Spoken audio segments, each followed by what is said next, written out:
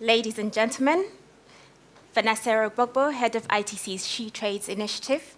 I'll be your host and moderator for the evening. Welcome.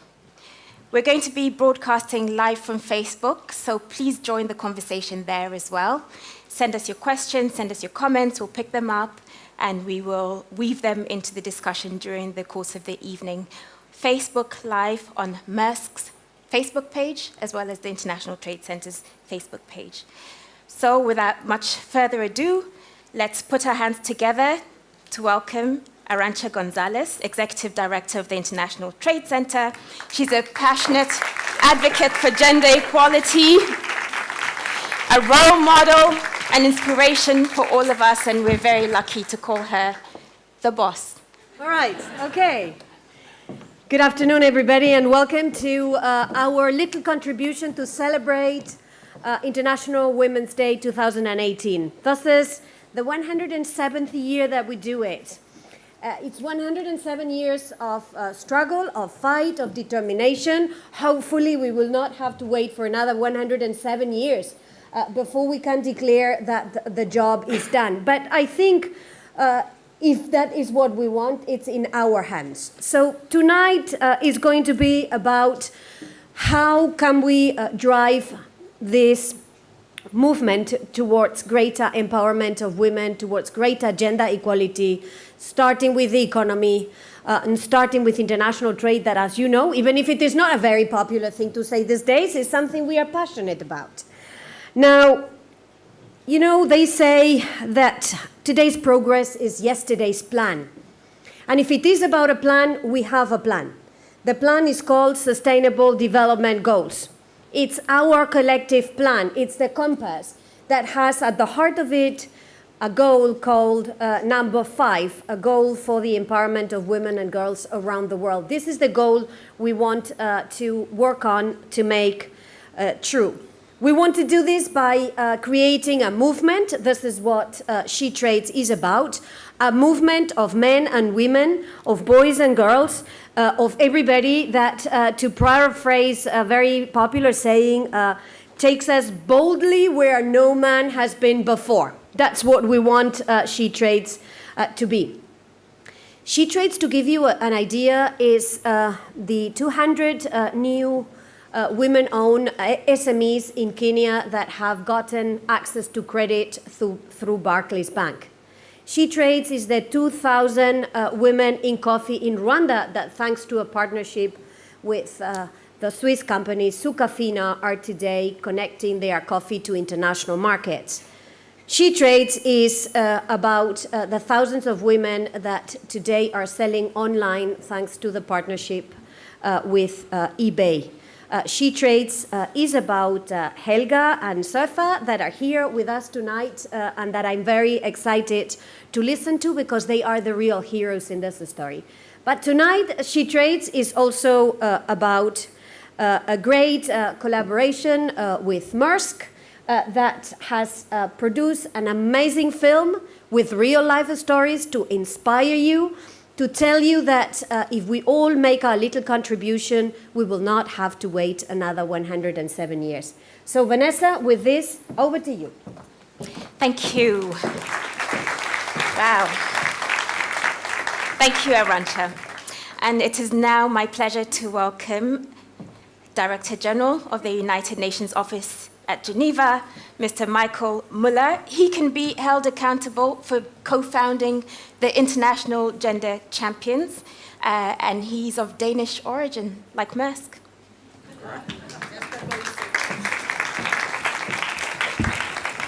Thank you very much, ladies and gentlemen, dear friends. It's a pleasure to be with you here today to celebrate International Women's Day. And let me first thank International Trade Center and Maersk for realizing this engaging event and to shine a light on women empowerment through entrepreneurship. The focus on economics on this day is a fitting one because it recalls the proud tradition that started International Women's Day in the first place, over a century ago. In 1909, in the garment district on the Lower East Side of Manhattan, thousands of courageous women went on strike against exploitative working conditions. After months of negotiations and struggle, they ultimately forced factory owners to increase wages and shorten hours. Since that victory, we have celebrated many more milestones in our collective struggle towards equality. And yet, you don't have to look too far to see that there still remains a profound gap between aspiration and reality. Our focus today is on women and economic empowerment, so I brought with me some recent facts to show just how wide that gap still is in that domain alone. Across the world, only 50% of working-age women are in the labor force, compared to 77% of men. Just over 4% of CEOs in the Fortune 500 companies are female, meaning that of the 500 largest US companies, only 21 are led by a woman. Some of you will have heard what I'm about to say, and it might be a little trite, but it just serves to highlight the problem. And in that statistic, it turns out that there are more people, more guys called John as CEOs of Fortune 500 than there are women. And the World Economic Forum recently calculated that it would take until the year 2234, a little longer than what Arantxa just said, before we achieve gender parity. That's over 2 centuries past the deadline we set ourselves in the 2030 Agenda for Sustainable Development. And I don't think I need to tell you in this audience here that that is simply unacceptable. It's unacceptable because without gender equality, the world can neither be just nor decent. And it's unacceptable because without gender equality, societies are less peaceful and conflicts are infinitely more difficult to resolve. And it's unacceptable because without gender equality, economies can neither be stable nor resilient. So we need to accelerate our efforts. We need to eliminate structural inequalities, but we also need to change attitudes. Attitudes that tell girls to be demure and boys to be assertive, that sanctions girls for speaking out and boys for shedding a tear. We need to change the attitude that rewards being confident, competitive, and ambitious in the workplace unless you're a woman. One way of changing attitudes, of defeating biases and deconstructing stereotypes, is by spotlighting women trailblazers who are role models for the next generation, because it's hard to be what you can't see. Showcasing the success of women entrepreneurs, that is another reason why the SheTrades initiative is so powerful, beyond the very tangible benefit of connecting 1 million women to market by 2020. In a similar vein, right here in Geneva, we launched the International Gender Champions Initiative. And every champion, and we have over 200 of them active across Geneva, New York, Vienna, Nairobi, and Bonn, as I speak, commits to 3 tangible actions to advance gender equality. The growth of this initiative across diplomatic, political, and business circle has really been encouraging, sometimes surprising, but certainly rewarding. And while we all have a long way to go, the good news is this: we are making real progress. Thank you very much.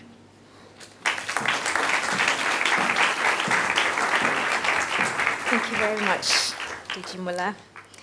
And I will welcome Deputy Secretary General of the United Conference for Trade and Development, Madame Isabelle Durand, who is very much an ally and partner in this journey to equality.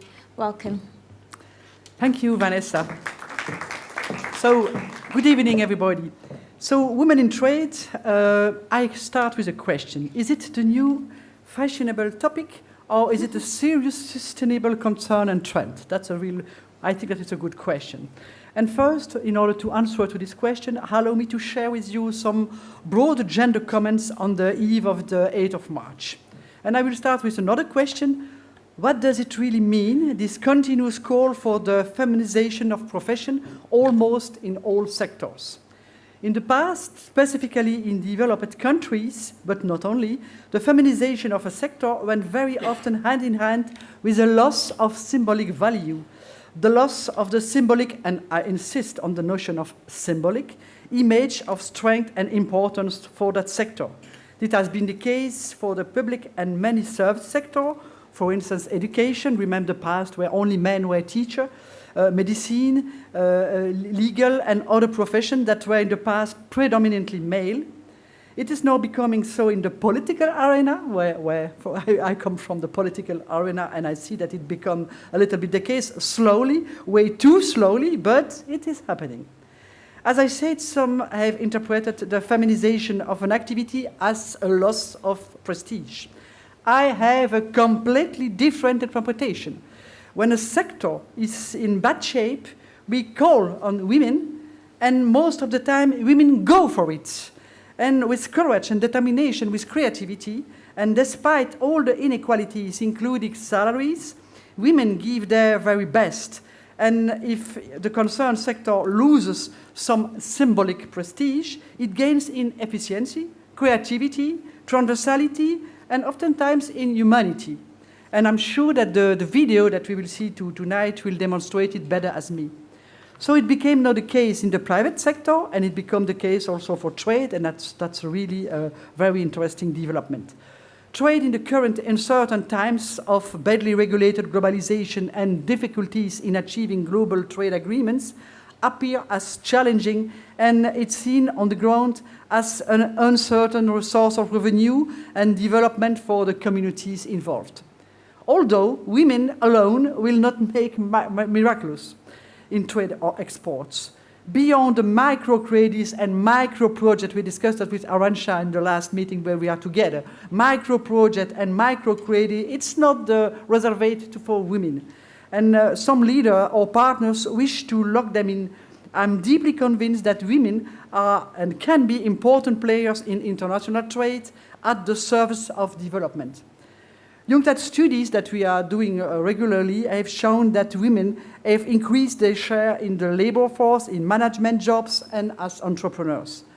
Despite all these advancements, women's potential in trade is too often held back by the many constraints they face. And to analyze such problems and offer solutions, UNCTAD programs on trade, gender, and development has the objective to better understand the obstacles. And the pinpoint why, for example, the expansion of tradable services had indeed enhanced employment opportunities for women, but gender-based segregation and discrimination persist. So what should be done to encourage more women traders and to have more of them trading internationally? Despite the many difficulties, women keep striving. And yesterday at UNCTAD, we celebrate women by showcasing the work of courageous African entrepreneurs who trade at the borders of Malawi, Tanzania, and Zambia. And we discuss their daily when selling their goods across borders, and we discuss the measure necessary to support their business and their security. It's evident that action is necessary on several fronts for women traders, and you know them, so I will not be long. I think that, so said Mr. Muller, we have also to change the attitude, to change the culture, also that all those women could become a role model for others. And I think that on that we have many things to do. And of course, ITC and SheTrades is the best partner to do that with us and together. I will, at the end, finish saying that for me it's important and interesting to be with Maersk today because it's a logistic and container enterprise, and for a former Minister of Transport involved in all those things, I think that it's probably significant today to be with Maersk and ITC to celebrate 8th of March. So I hope for you the best, and I hope that we will have the nice demonstration and the nice way with all these women engaged in trade. Thank you. Thank you very much. I think we've been given so much to chew on, and chew on it we will during the course of the panel. First, let's go to the film. She inspires, she creates, she trades. This evening, we're delighted to premiere this film, SheTrades, and we're so grateful to Maersk for commissioning this film on behalf of the SheTrades initiative and offering to us this film as part of our advocacy efforts. It translates the concept of trade into something very real, something very personal. It tells the story of two women, one in Alaska, one in Ghana, one exporting salmon, one exporting flowers. And it shows how women are really fulfilling their role in development, going from local business to international trade. And for us, it embodies the spirit and the ambitions of the SheTrades initiative to connect 1 million women to market by 2020. Enjoy, and we'll be back after the film.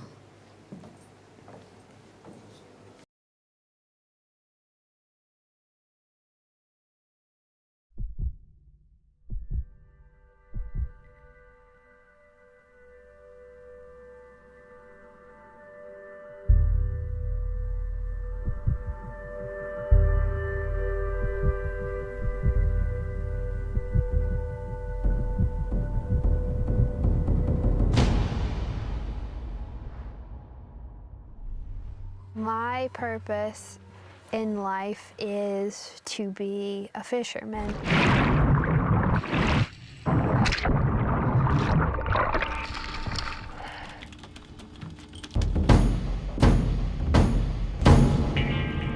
Flowers are love, you know.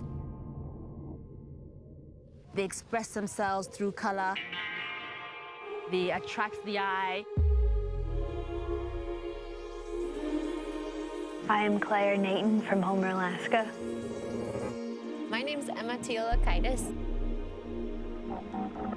Who am I? My name is Sefa Gohobuatin. We are in the deep, dark jungle in the middle of the rainforest. Look around you and see what a beautiful place you're in.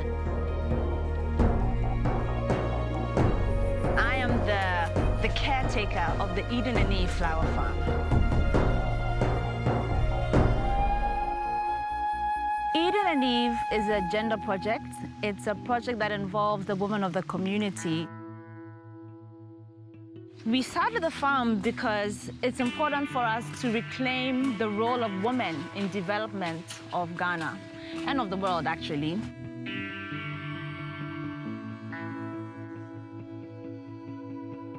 Women fishing in Alaska is just like a trend that's skyrocketing. We've been fishing since we could fish. We're really fortunate running our business and living in Alaska is like inspirational. Doing our job on the sea and feeding the world something delicious. And that's something we're all proud of. So today we're doing a very small harvest. They usually end up with a buyer who exports to Holland.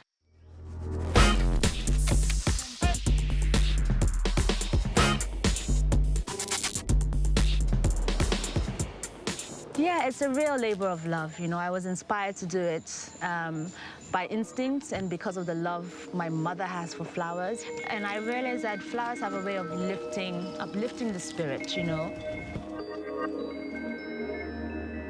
Most of our fish goes to China.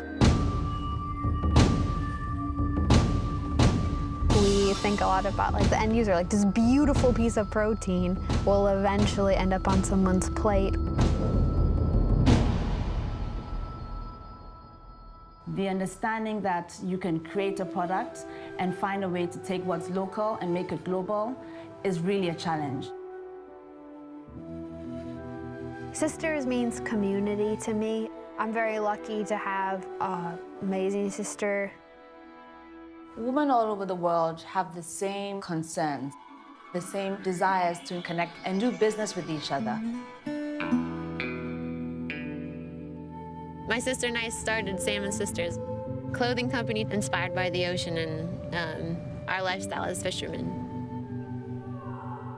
It's just a resource and an inspiration for young women to like come and like connect with the land and their food and their peers. Oh, come down to the water, I heard the wind cry. It's time to go fishing, the salmon are high. We'll soon be together, my sister and I. Come down to the water and fly. When we first started this project, we thought we would like to give the woman a decent salary, and they rejected it. They said they couldn't accept more money than their husbands were earning. As time has progressed, 5 years later, their men now understand that, you know, it's okay for your wife to have money because she's going to come back home and look after you. The path has been, it's been very twisty and curvy. Female opportunity in Alaska is abundant. There's women running boats, and there's skippers, there's crew. They're like Alaska's lifeblood. Veronica is the very first woman we worked with on the farm. The women love what they do. The whole idea of giving back to the society, it's an amazing project and I'm happy to be part of it. Some people would describe me as a heliconia because I can be tough on the outside. But I would like to think I'm more like an orchid. Am I delicate? Yes, you are. I am, huh? Fishing's not glamorous. Even if you have fish blood on your face, it's life. I know it sounds really odd, but like we all sort of like revel when it's really shitty. Like we just like it when everything is stacked against you and like it couldn't get any worse, and then it will.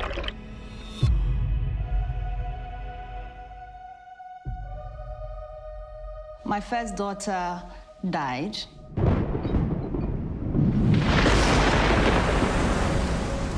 And it was due to negligence in a local hospital. My situation was a simple case of somebody not caring enough, not believing that what they would do would make a difference.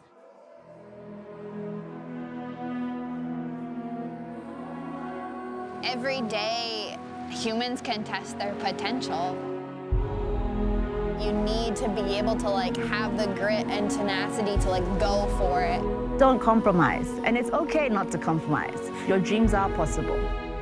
My dream is kind of to really make an impact on our generation. I've learned so much from the women of his community. They've taught me so much about what it means to be humble. There's no reason to be exploitative. Without the woman, we wouldn't be able to grow these products to export out of the country. We rely on a lot of shipments from all around the world. They bring you what you need, provide what you need, and let you live a life of freedom. Can you imagine how brilliant the world would be if all the beings of light could come together and shine their light on the world? There is some sort of invisible bond between women. To the young who need empowerment, to the women who need empowerment, dream and live your dreams.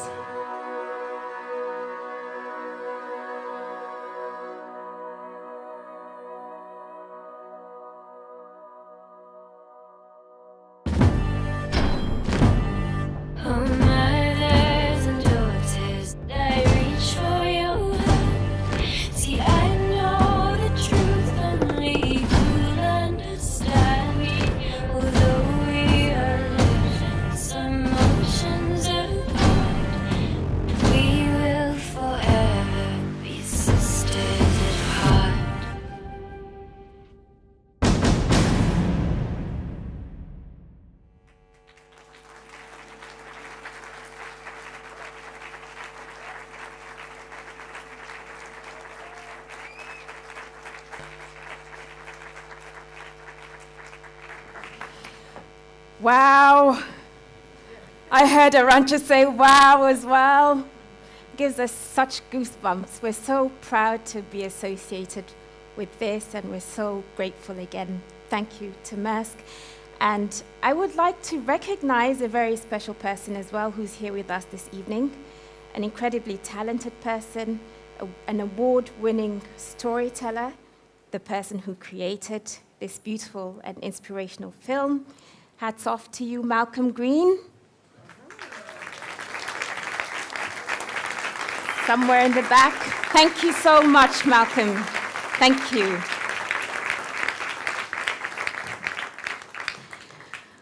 Okay, so this evening we're going to discuss a range of issues. We're going to discuss the future of trade. We're going to learn how our fruit gets from the farm to our tables. And I think what will be clear by the end of this evening is that trade can and does play an important role in pushing for greater gender equality and the empowerment of women. Our data at ITC has shown us that only 1 in 5 companies is exporting, that by virtue of being, on average, smaller, women-owned companies face higher costs to trade, and the obstacles to trade affect them more significantly. They tend to be present in different sectors. But we found that when they go from trading in their home regions to trading globally, the share of female employment leaps from 39% to 66%. That they earn relatively higher wages when they work in exporting sectors. What do they need? They need information and knowledge. They need networks and mentoring.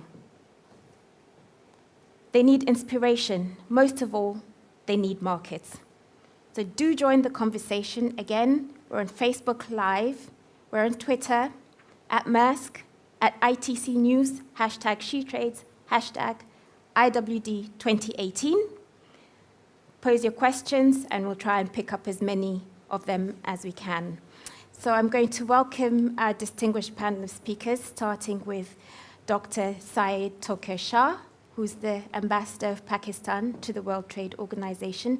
Please do join me, Ambassador Shah, and you'll be right at the end of the panel.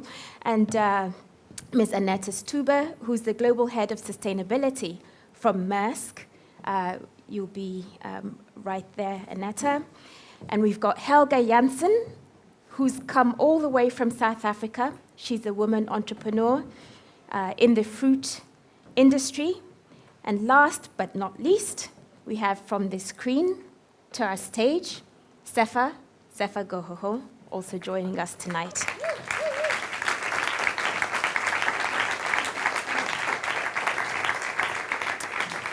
Okay.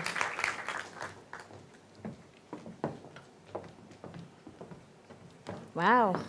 I think we're in for a treat tonight. Okay. So I think it's apt to start right from the beginning. And so I'll start with Sefa, since we've just seen her on the screen. Sefa, you are the CEO. She's actually the CEO of a company called Songhai Africa. What's Songhai Africa? What does it mean? And what were you doing in the Garden of Eden? So Ghana celebrated its independence yesterday. It was our 61st anniversary. And our president gave us the theme, which was Ghana Beyond Aid. Now, that theme cannot be met without regional integration, without us trading with each other. And the name Songhai came from, this is a bit of a history lesson. Apologies for this, it may go a bit long. But it came from an ancient empire, which was in the 17th century, where Ghana was named after. So it existed, it was cross-border. It was from Niger, Mali, Ghana, modern-day Ghana. And so we call the company Songhai because historically and traditionally, the values of Songhai with trade were very much feminine. So, and across Africa, this still exists. Our gods are both male and female. So the feminine was seen as equal but opposite. And what that meant was, in the way we operate, even with our chieftaincy, it is the woman, the queen mother, who chooses the chief. So that branding of the power means you influence that power. And I understand that it's very much, you probably thought I was going to talk about a typical story of, the poor African woman. Mm-hmm. But in our culture, the woman is revered. And actually, when you think about modern day feminism, it's very much different from what we believe. And I understand that it has taken us as women so far. But Songhai Africa was called Songhai Africa because we wanted to reclaim our historical and cultural role of women. So what I think is the challenge nowadays is not one of being more masculine, but in us reclaiming our femininity. So by that I mean the values of interconnectedness, the values of nurturing, the values of consensus. So very much working in the forest has taught us a lot, and what that means to us is you cannot respect nature without respecting the woman, because we operate with the tides, we have our periods, with the flow of the tides, the moon. We are interconnected with nature. And so that interconnectedness is why. And what does Songhai do? So Songhai Africa invests in agribusiness, hospitality, and luxury retail. Excellent, excellent. And you are working with SMEs in Ghana. SMEs in Ghana, in the farm which you saw. Mm-hmm. It's a gender project like you saw, mm-hmm. And we work as outgrowers of a company that exports to Holland. And the women of the farm have brought their own land onto the project. So it's a collective.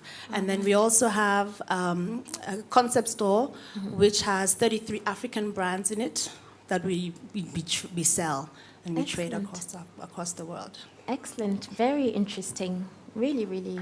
Congratulations. Thank you. Congratulations. And from an investment company to a fruit export company. Helga, you are exporting fruit from South Africa, from Egypt, from Turkey, all the way to Asia. And I think it's really interesting. It would be. I think we would all be interested. We all eat fruit. How does the fruit get from the farm to our tables? What's the journey? What's sort of the value chain? We identify growers in South Africa, in Turkey, and as well as in Egypt that produce fruit that matches our Asian customer requirements. Asia's quite, they want really perfect fruit. So we identify growers and we build relationship with growers. And I'm very lucky enough to pack fruit in the best brand from around the world in Sunkist. So we produce fruit in South Africa and then pack it in the Sunkist brand and take it across to Asia. You have to identify the right fruit, the right growers, build relationships with the growers. It can be quite tough. Even if you come to Europe, you need to make sure that the fruit is tested and make sure that the fruit doesn't have pesticides. So there's actually a lot of effort and work that goes into growing fruit, identifying the right fruit, finding the right markets, finding the right growers, and then making sure that it's sustainable. So it's not as easy as just producing fruit and getting it into a carton. It's making sure that you build relationships with the right shipping lines to make sure, because it doesn't help you pack really great fruit and then you don't get it to the market. Do you have a relationship with the right shipping lines? Of course. I've worked with Maersk for many years, and my father before that. So we worked with them for many, many years. But it's not just about what I do. It's what everybody does. Everybody has. Needs to do something in the chain to make sure that the product gets to the customer in the best possible way. And how long does it take for the fruit to get from, once it's picked, from the farm to the table? So normally we'll pick it the day, and then it'll be packed that particular day or night shift or that day. It then gets put into a truck and it travels about 1 day or 2 days, depending on where you are, to the port. If you're shipping to China, then you have to put it through various, it has to go through phyto inspections to make sure that there's no pests, because obviously everybody's very careful about transferring pests. And then it needs to go through STERI protocol, and then it gets shipped. China is 24 days, but if you're going to Singapore, it's 12 days. So it's between, I guess, 14, 15 days to anything up to 29 days. Wow. So you've got to make sure you're packing the right fruit, because you want to make sure that you're supplying your customer the best possible fruit. Very interesting. Very interesting. When will you start shipping to Switzerland so that we can enjoy some of this fruit as well? My particular company is, I believe, we don't do Europe. My niche market is Asia. I understand it. I understand the culture. Niche markets as Correct. well. And it's also about understanding the culture. So I don't know. I know Asia. I know how to understand what the requirements are. I've been doing it for many years. So I choose to keep my business in Asia because it's what I do well. So yes, people want me to do other markets, but I don't believe I can add value. I know that I can add value in the markets that I put my fruit in, because I understand what the requirements are. I know I can do a good job for my growers, and I know I can do a good job for my brand, and that's important to me. That sounds very smart. And I think what I'm hearing certainly is that it's complex. Trade is very complex. And what you're saying resonates a lot with some of the stuff that we hear from the women entrepreneurs that we work with. They know their businesses. A lot of them are doing very well domestically. It's when it comes to crossing that border that it starts to become really complicated, because it's much, much more than the product that you're producing, and even the quality of the product that you're producing. It becomes, about understanding a different type of customer and creating that niche and creating that unique value proposition that's actually going to earn you a good revenue.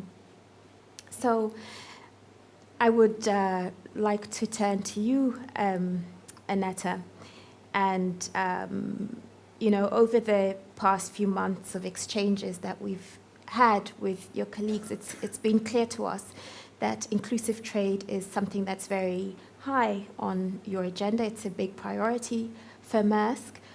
Why is that?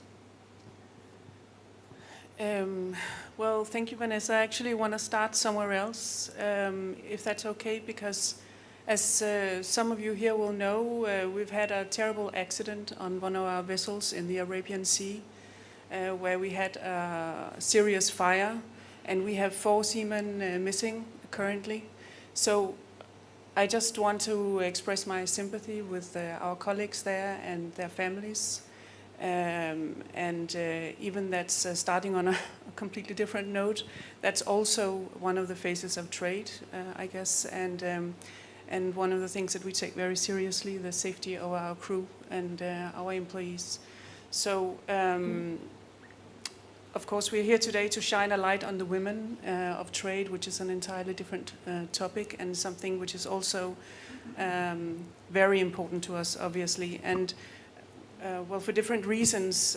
First of all, simply, if globalization has to be fair, it has to be equal, and we have to create equal access, simply from a moral perspective, I think, for women as well as men. And but also from an economic perspective, we know that gender, economic inequality hinders growth. And so as a society, we simply cannot afford not to promote women and help women into international supply chain and provide access to international markets. So many good reasons for Maersk to have a business interest in this area, because obviously that will help our customers, it will help us as a company and society as a whole. And your business interest helps the companies that we work with as well, which is, why we are so delighted to start this journey with you as well. Thank you, Annette, and thank you. Apologies for the incident that you're dealing with. Ambassador Shah, who we know very, very well, has been a big ally and champion in this gender equality movement here in Geneva circles and the WTO circles, and also back in Pakistan. Ambassador Shah, why are you championing this issue, and why is your government shining a spotlight on this issue? Thank you. Thank you to ITC for organizing this and for having us here. You see, gender for Pakistan and for our society, gender equality, apart from being legally, morally correct, we think it's a smart thing. It makes or enhances your competitiveness. A country like Pakistan with 107 million people, fifth most populous nation in the world, how can you ignore 100 million people? So our government's effort is that at every level, be it macro, meso, micro, we have to mainstream women into all economic activity, but not even economic. This has to be coupled with social and political empowerment also. Because I believe only the economic or the business case is not fair to women. You have to politically and socially empower them also. And we are firmly committed as a country and as a nation to institutional affirmative action. We have a sizable number of parliamentarians, decision makers. You see, Pakistan, we have a huge public sector education. I was looking at the data of all the universities in Pakistan. Graduate, masters, MPhil, PhD, 53% enrollment is women. So look at the talent pool that we are talking about. In the medical schools, it's competition, fair competition. 70% of the students are women. But when we look at the workforce statistics, it's 20%. So there is something hugely wrong with the workplace and with the marketplace, that a huge talent, educated, qualified, but is not being given the right conditions to contribute towards businesses and towards the workplace. So we are trying to address this in a big way, primarily through laws. Because if you want to turn the tide of a country which is 207 million, you have to first look at the legal framework and make sure that it's sustainable. So just to give you one example, we have now a law that any public sector corporation, be or entity, university, any board, any corporation when it's constituted, 3% of the 3 people on the board have to be women. Because we firmly believe that gender equality is a function of leadership. It has to come from the grassroots, but it needs a major commitment on part of the leaders of the organization, and that will come when women have opportunities of playing leadership roles. So for us, we believe, firmly believe, that future is female. That's really interesting and very progressive. We often associate certain attitudes to certain geographies, or certain progressiveness to certain geographies. And for us in our work, we've seen that there are many, many exciting things happening in different regions. Sefa mentioned the attitude towards women and feminism, and Ambassador Shah, these new laws that have been put in place, and the quotas, that's really quite progressive, also coming from Pakistan, and is exciting to see. I think what I might do now is actually take some questions from social media. I'll go off script because quite a few questions are coming in. And maybe staying with you, Ambassador Shah, Lovitha on Facebook is asking how we can ensure the feminization of strategic sectors to ensure women can work with men without discrimination. Tough question. Yes. You see, I worked as a doctor, and I worked in ILO as an advisor on women employment concerns, and now here as an ambassador. You see, one thing which we have to, all of us, commit day in and day out. Harassment at workplace is a crime, period.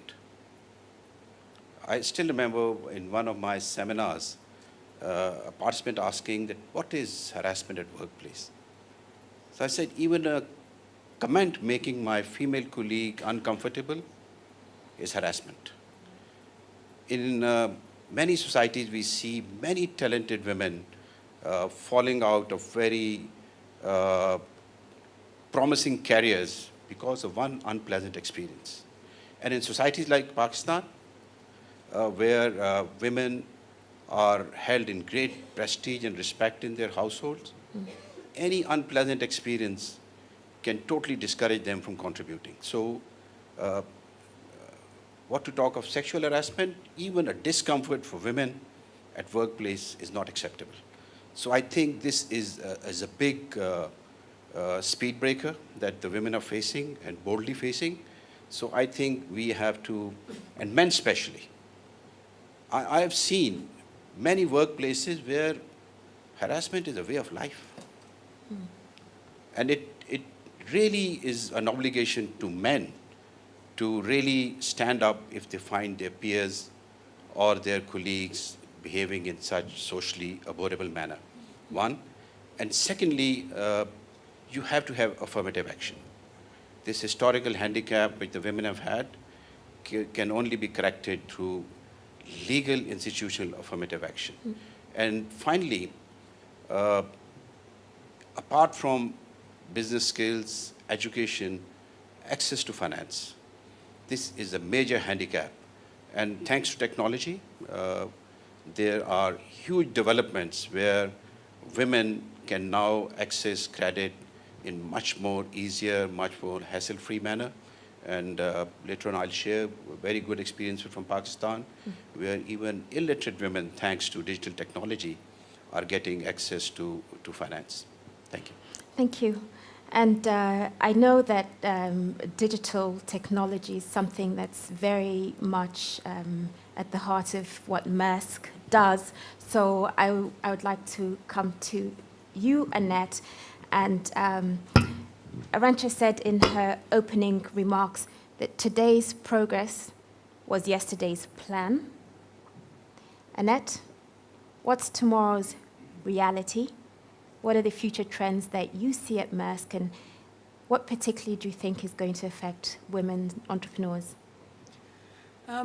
Well, difficult to predict the future, of course, but there's one thing we know, and that is that the future is digital, and that's good news for women.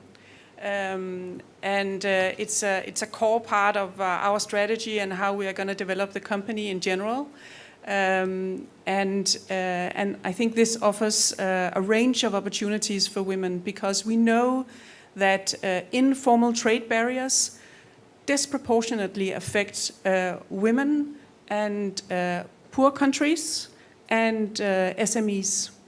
And so we need to work to remove these informal trade barriers. So we're not talking about tariffs or all these things, but informal trade barriers like corruption, like red tape, lack of infrastructure, all these things that are particularly prevalent probably in developing countries.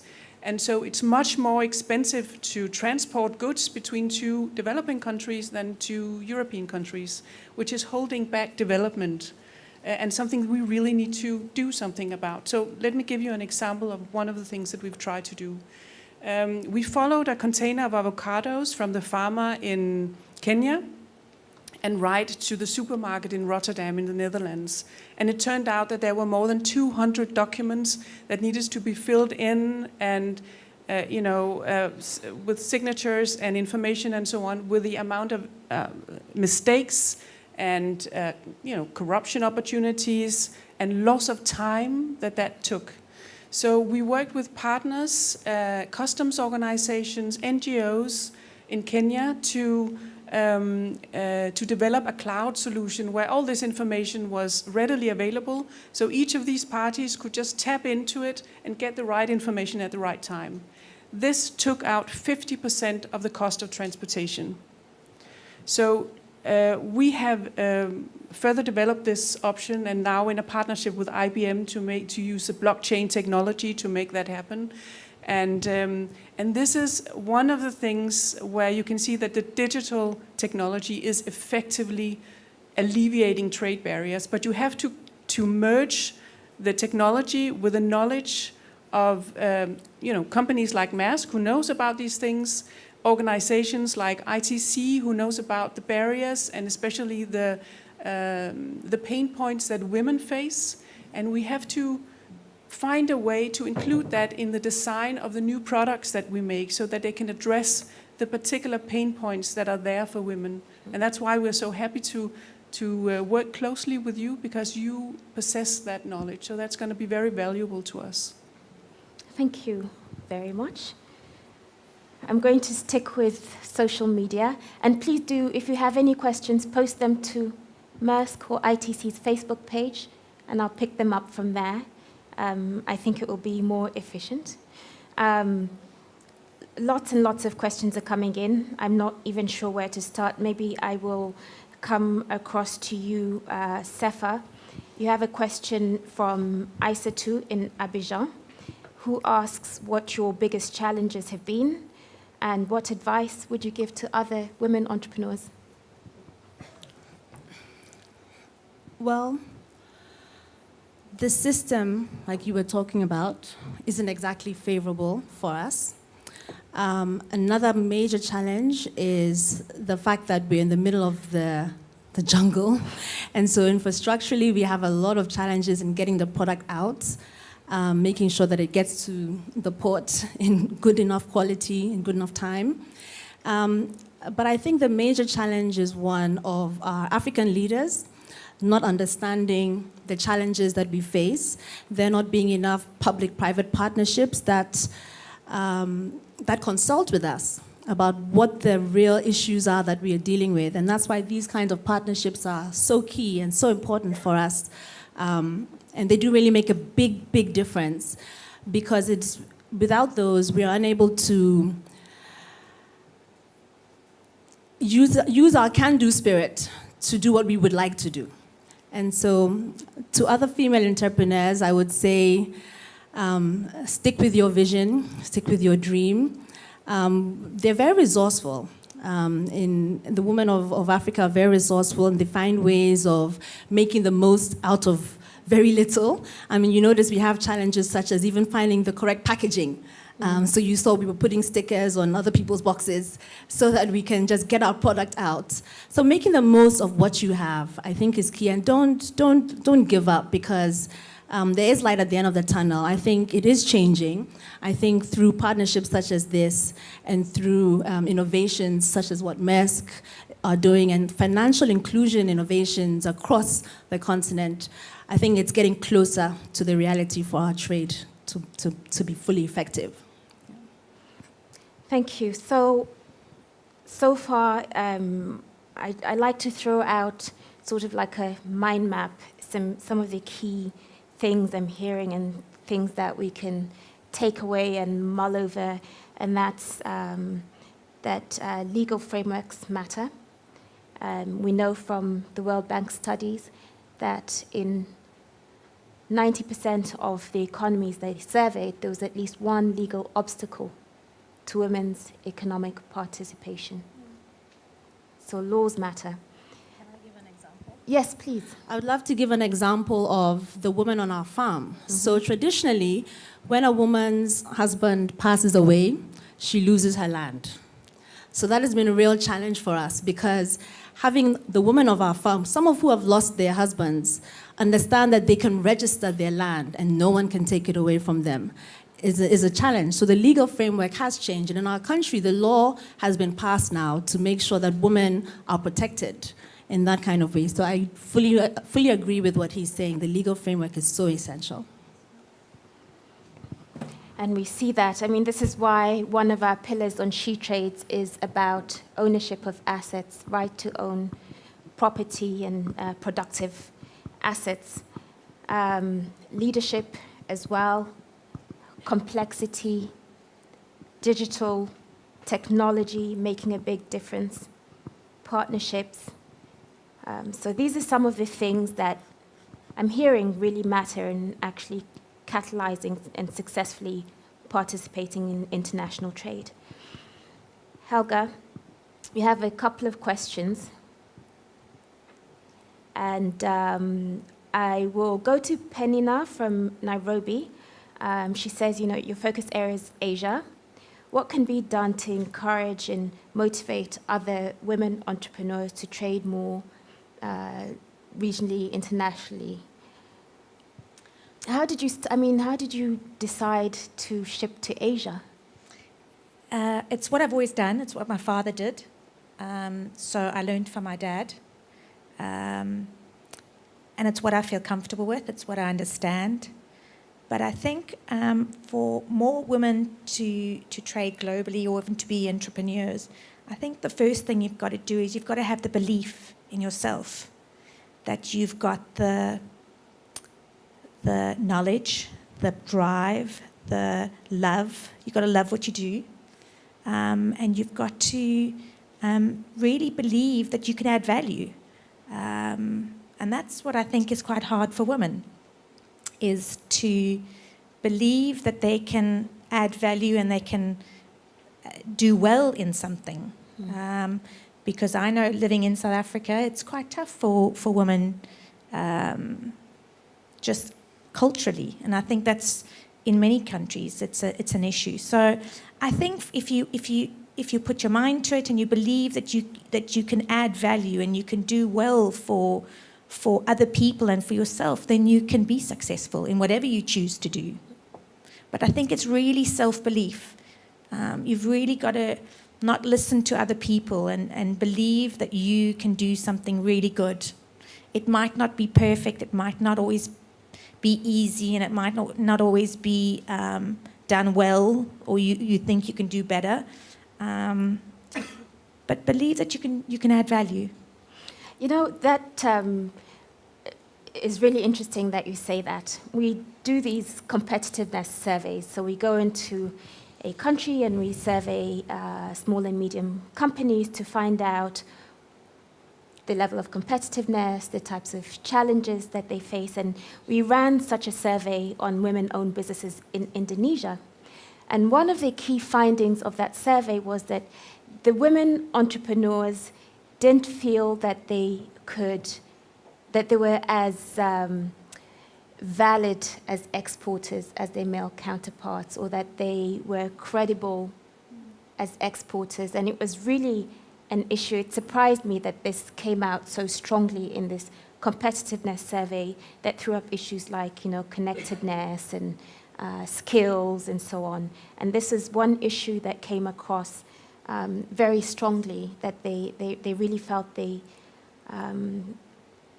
weren't exporters and didn't see themselves as exporters.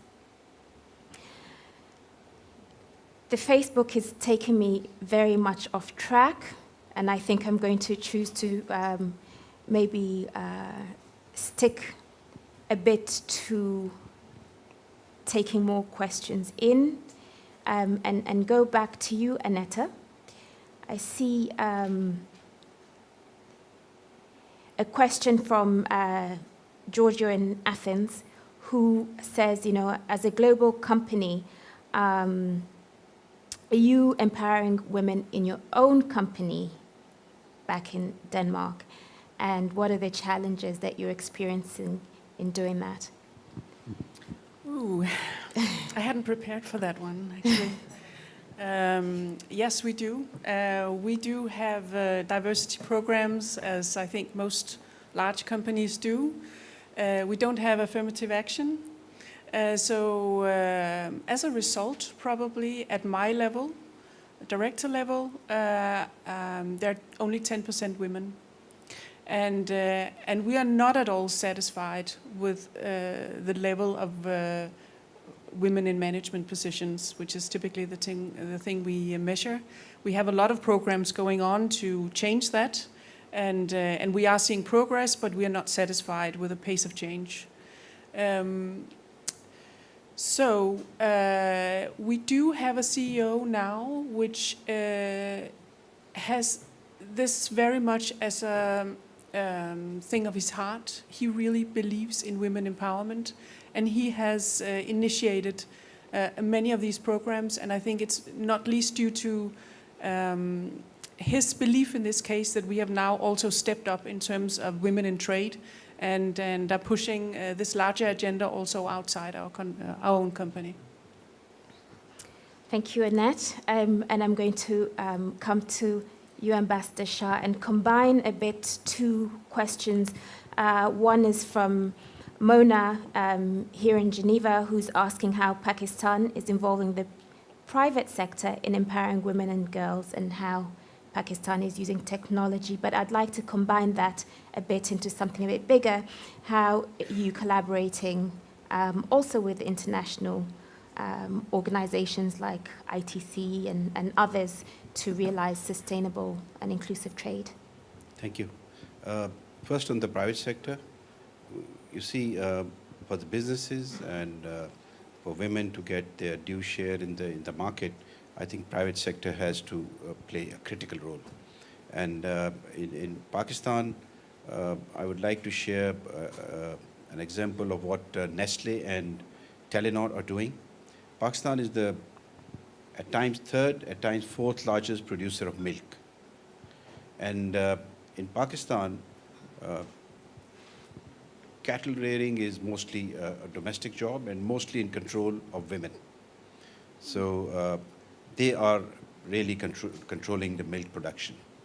So Nestle had a program where they collect milk and then they make weekly payments. So traditionally payments were always collected by men. And mostly they're done by banks, so men had the account, so money went to the men's account.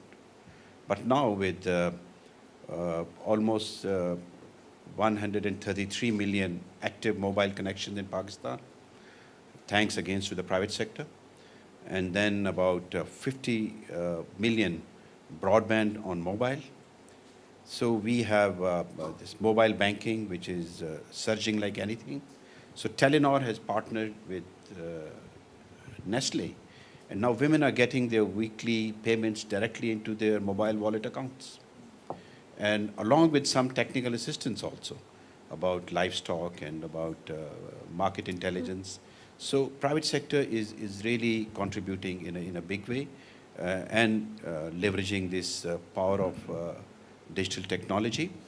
But if you look at the larger picture, this digital economy is something which all of us hear about, the digital divide. And I think this divide, women are mostly on the wrong side of this divide, with 4 billion people still not on the internet. And of that, if you go deep down into data, most of them are women. So this is an issue. Secondly, vis-a-vis e-commerce platforms, which are frequently like shared as a big breakthrough. But there is a huge development dimension to this e-commerce platforms, and we are greatly encouraged and looking forward to the e-commerce week in UNCTAD, where the theme is the development aspect of the e-commerce platforms. You see, in one of the ICT reports of UNCTAD, there's a data based on a study called Nations Forgotten, which says that eBay and Amazon is a buy-only platform for almost 170 countries. People from 170 countries can't sell, they can buy. Similarly, PayPal, great service for developed countries, but from 120 countries, you cannot have a business account. For 104 countries, you cannot have a premier account.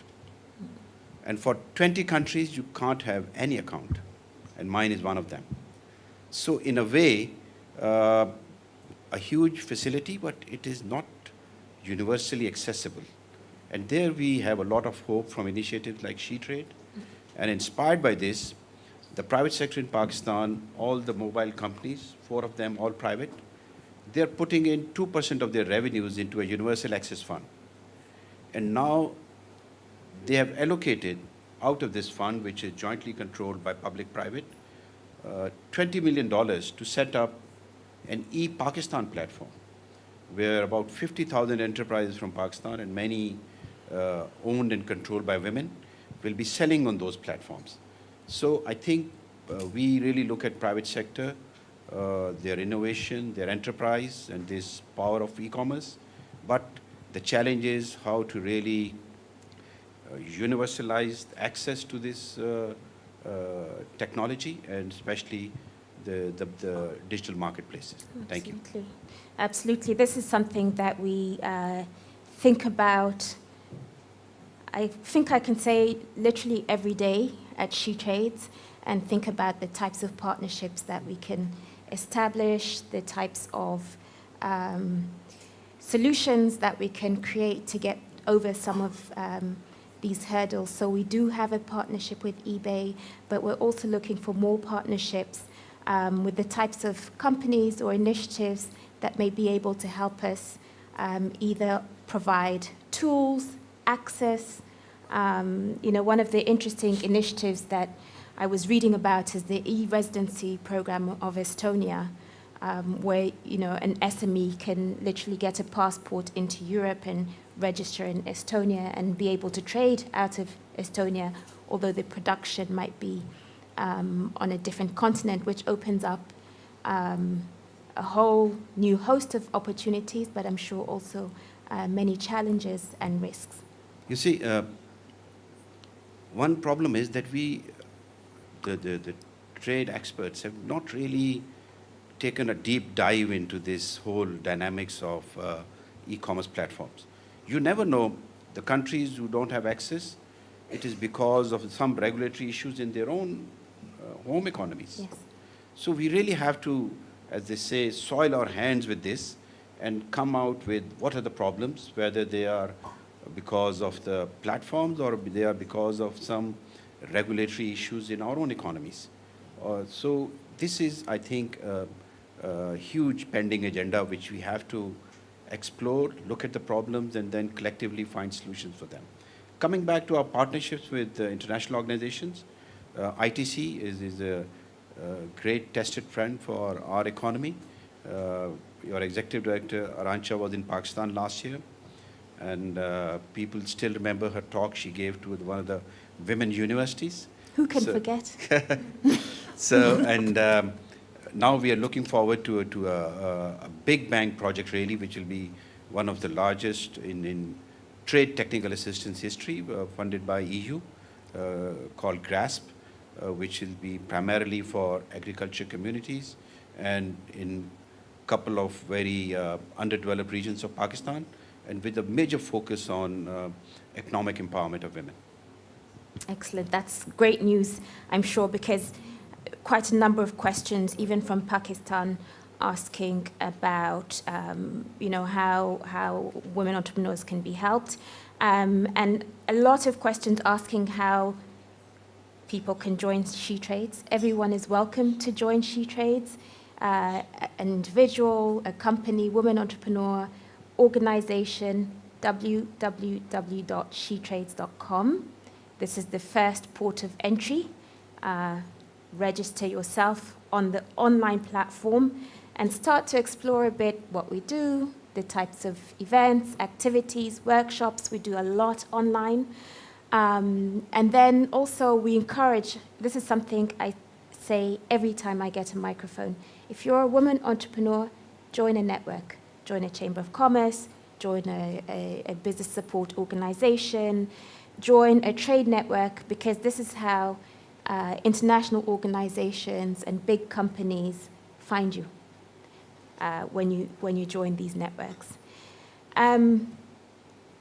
we are running out of time a bit, and I would like to ask back to Helga and Sefa. We've talked a lot about trade as a construct, but what does it mean to you? What do you see as the impact of trade on you, on the producers that work in your sectors, the businesses that you work with? What would you say is the impact of trade? How does that, in real terms, how does that affect their lives? I think trade allows people to grow, allows people to earn more income, better income. It allows people to grow as a person. So I think trade is very important. And I think for me personally, the more I trade and the bigger our business becomes and we can do more volume, I'm allowed to employ more people. And me personally, I choose to employ women, and I actually choose to employ mothers because I think as a mother myself, you look for a sympathetic employee that understands that you're a mum and that your children get sick and that you have responsibilities at home. And sometimes it's quite tough. You don't have sympathetic people that you work with, and they don't really want to understand that you have responsibilities at home. So for me personally, I want to grow my business. I want to give opportunities to young females and to moms in order for them to grow and to, add value to their families. So for me, it's very important. And I think, something that DG Muller mentioned, this not allowing boys to cry, I think equally it's important to empower young men to take a greater role in the home and in household responsibilities so that it's a shared burden at home and it's a shared burden at work as well. Sefa. I really like what you said about the mothers. And so some of you may have noticed in the film, we spoke about how the woman rejected the high salary I wanted to give them. And so the difference, I ended up giving them what they wanted. But the difference ended up going towards maternal health care because in the region, there wasn't much by way of maternal health care. So for me, what we do really does make a big difference in people's lives. So in our community, when you see a kid who's walking in the street and it's a school day and you ask them, why aren't you in school? The answer is always, my mother didn't pay my school fees. So having these women employed and empowering them to make a difference in the entire family's lives makes a big difference for me.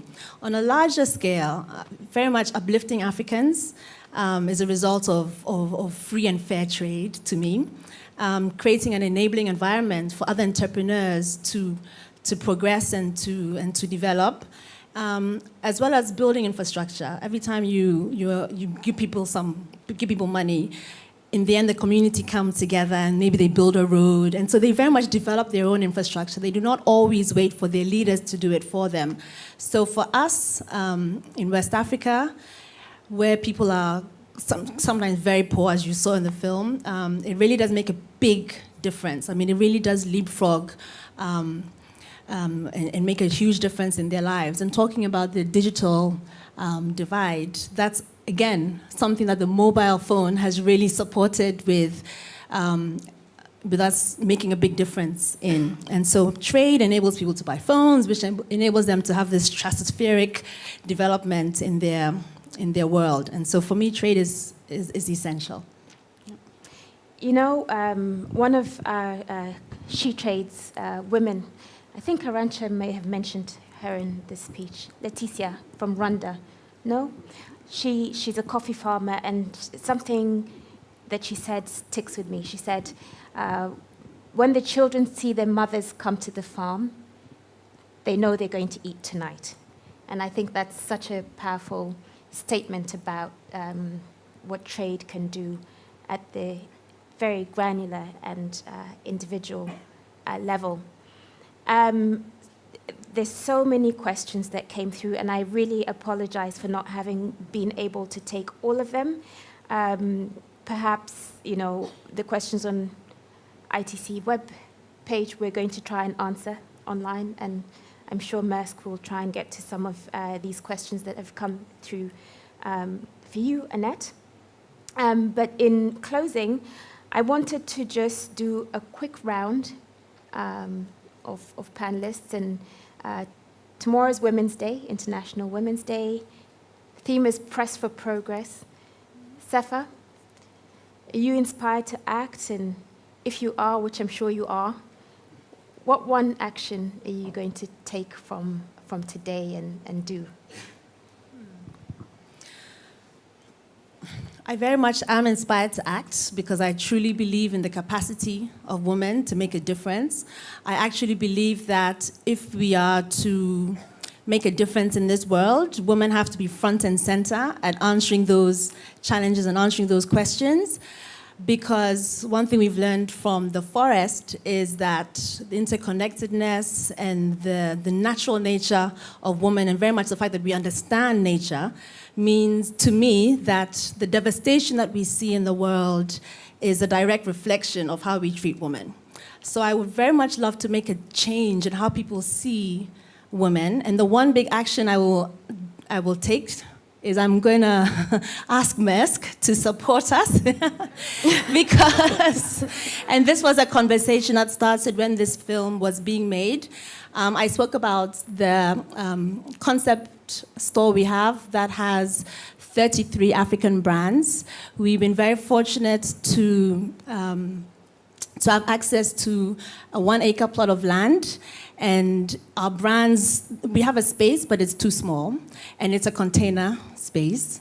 And so we would love to give our brands the opportunity to showcase what they have. And so I'll be asking for some more containers so that we can really make the most of the land and showcase the wonderful things coming out of Africa.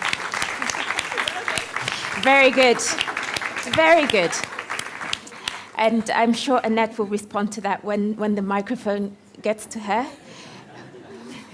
Helga, So what one action? I think the big thing is, for me personally, is to believe that I can add value, to have belief in myself, that what I have to say can help somebody. And it's not a grand gesture. It's actually something quite small, by maybe offering mentoring or just being positive about what you're doing. We need mentors in SheTrades, so if you're volunteering, we'll take that. I will volunteer. That's what I'm going to do. So yes, I want to make a difference, like many people. So, and sometimes it just takes something small. So, yeah, I'm committed to doing that. I'm making a commitment. Thank you. There we go. Thank you. Annette. Okay, so this is the first time I've been taken hostage on stage. No, I'm sure we'll find out something with containers that can help you. I mean, you've done an amazing job in this film, so I'm sure we can find a way out of this. I want to say that to me, this is fine. I mean, we can help you with a container. We are also committing to helping SheTrades with mentors, with e-learning programs, making the knowledge we have as a company accessible, and you are sort of the facilitator to get it out there.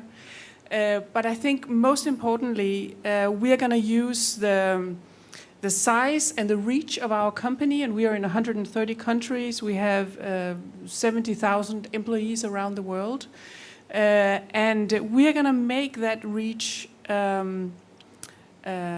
available and make that knowledge that does available and put it into the way that we design our services, which I think is where we can have the biggest impact, because we can make loads of little programs which are hugely important to the people that they reach directly, but it's not going to make the big systemic change, and that's what we're looking for. So that's what we're aiming for. Thank you. And we look forward to, I promise I didn't set this up because I seem to be receiving quite a lot. And we look forward to working closely with you on bringing about transformation, real economic transformation. Thank Ambassador Shah. You see, from a public policy and trade policy perspective, I go back with this resolve more confirmed that no public policy is gender neutral, and what to talk of trade policy. So you have to look at every policy from a gender perspective and through a gender lens, that how it is going to impact women, one. And secondly, by year 2020, we are going to have 3 times more connected devices than we have people on this planet. First billion customers on e-commerce were from the developed countries. The next billion are going to be from developing countries. I coordinate a group in WTO called Friends of E-Commerce for Development.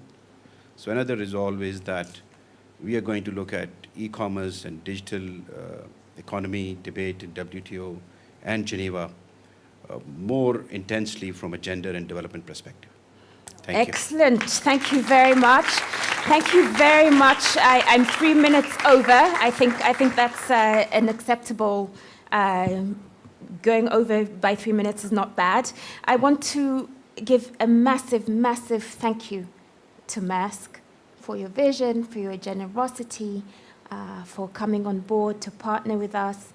I want to thank our speakers, DG Muller, DSG Durand, and Arantxa Gonzalez. I want to thank the ITC teams and the Maersk teams that worked so hard on pulling all of this together. It's been a really, really fantastic event. Thank you very much to our entrepreneurs. Thank you very much to our panelists.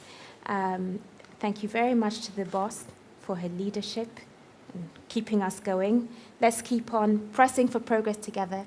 Whoever you are, wherever you are, join us, join this movement. Welcome to SheTrades, www.shetrades.com. There'll be cocktails after this with thanks to the generosity of Maersk as well. So please do stay behind, network, meet each other, have some drinks. And I would like to call you Arantxa and DSG Durand for a quick photo before we leave. Thank you for being such a great audience as well. And enjoy your evening.